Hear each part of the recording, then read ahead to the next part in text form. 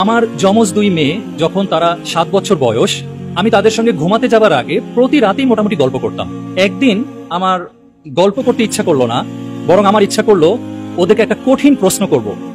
7 বছর বয়স, এই যে তাকে নার্চার করছি, ইসলাম বিষয়ে জানছে, পরিবার থেকে অনেক কিছু শিখছে, আসলে ওরা কতখানি কি শিখলো আমার হঠাৎ একদিন এক রাতে পরীক্ষা করতে ইচ্ছা করলো। এবং আমার মনে হচ্ছিল এই পরীক্ষাটা আমার নেওয়া উচিত হবে না, তারপরেও আমি না নিয়ে থাকতে পারছিলাম না, কেন জানি।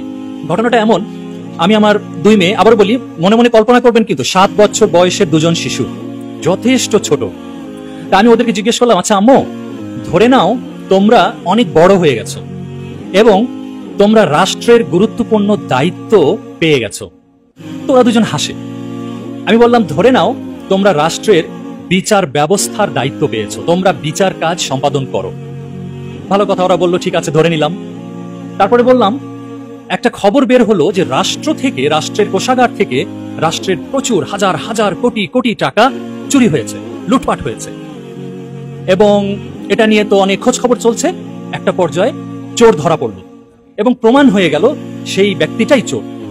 তো ওরা হাসছে, ওদের কাছে খুব ইন্টারেস্টিং লাগছে ঘটনাটা। তা আমি বললাম, আম্মু, প্রমাণ হয়ে গেল যেই চোর ধরা পড়েছে সেই চোর আমি, তোমার আব্বু। তো ওরা তখন হেসে দিল, বলে আব্বু তুমি তো চুরি করবা না। আমি বললাম, হ্যাঁ আমি চুরি করবো না, কিন্তু ধরে নাও এমনটাই হলো, তোমরা বড় হয়ে গেছো, রাষ্ট্রের বিচারের দায়িত্ব পেয়েছো এবং রাষ্ট্রের কোষাগার থেকে অনেক টাকা চুরি হয়েছে, এতে অনেক মানুষের অনেক ক্ষতি হয়েছে, এবং আমি তোমার আব্বু সেই চোর। এখন তোমরা কি করবা? বিশ্বাস করেন, ওদের চোখ ভিজে গেল। আমি দেখলাম দুজনের চোখ ভিজে গেল। 3 থেকে 5 সেকেন্ডের মধ্যে জবাব দিল, আব্বু তোমার হাত কেটে দেব। আমার গায়ের লোম খাড়া হয়ে গিয়েছিল। আমি ভেবেছিলাম ওরা অন্য কিছু বলবে। 3 থেকে 5 সেকেন্ডের মধ্যে ওদের চোখ দিয়ে পানি পড়ছে আর বলছে, আব্বু তোমার হাত কেটে দেব।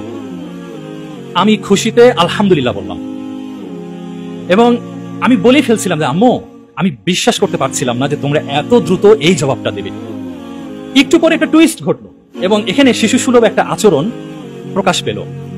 এবং এভাবে আমিও কোনোদিন চিন্তা করি নাই। আমরাও কিশোর বয়স থেকে শুনেছি চোরের হাত কাটা, চোরের হাত কাটা, এটা শুনে এসেছি, কিন্তু কোনোদিন এটা নিয়ে আরো এক স্টেজ যে চিন্তা করা যায় কোনোদিন করি নাই। আসলে এটারও কারণ হলো আমাদের গার্ডিয়ানরা আমাদেরকে না চিন্তাশীল করে গড়ে তোলে না। এই পয়েন্টটা আমার থাকবে আজকের আলোচনা, যে শিশুদেরকে চিন্তাশীল করে গড়ে তুলতে হবে। তা আমাকে বলছে, আব্বু চোরের হাত কাটার পরে কি তার চিকিৎসা দেওয়া যায়? খুবই ইন্টারেস্টিং। এবং আমিও নতুন করে চিন্তা করলাম, তাই তো আমরা ছোটবেলা থেকে শুনে এসেছি চোরের হাত কাটতে হবে, কিন্তু তারপরে কি করতে হবে? হাতটা কি ডাস্টবিনে ফেলে দিতে হবে? হাতটা কি তারপরে অন্য কিছু করতে হবে, নাকি কি করতে হবে সেই চোরকে? বলছে চোরের হাত কাটার পর কি তার চিকিৎসা করা যায়?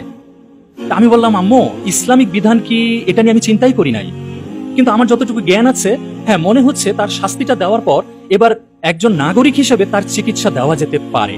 আমি তখন এভাবে বলেছিলাম। তখন আমার মেয়েরা বলল, আব্বু আমরা কিভাবে তাহলে তোমার হাত কাটবো বলে দিই। কিভাবে? বলে আমরা একজন তোমার হাতটা ধরে থাকবো আর একজন তোমার হাতটা কাটবো। বলে কেন? বলে যেন তোমার হাতটা মাটিতে পড়ে না যায়। বলে কেন? বলে কারণ হাতটা মাটিতে পড়ে গেলে ময়লা ধুলা লাগবে, তখন ইনফেকশন হয়ে যাবে। আমরা তাড়াতাড়ি তোমার কাটা হাত আর তোমাকে নিয়ে হাসপাতালে যাব, ডাক্তারকে বলবো সেলাই করে হাতটা লাগাই দেন। আমি অবাক হলাম, এইরকম একটা উদ্ভট চিন্তা ওদের মাথা কিভাবে আসলো। আমি বললাম, আম্মু তোমরা এটা কেন করবা? বলে আব্বু বিচারক হয়ে তোমার হাত কাটবো আর আমরা মেয়ে হয়ে তোমার চিকিৎসা দেব।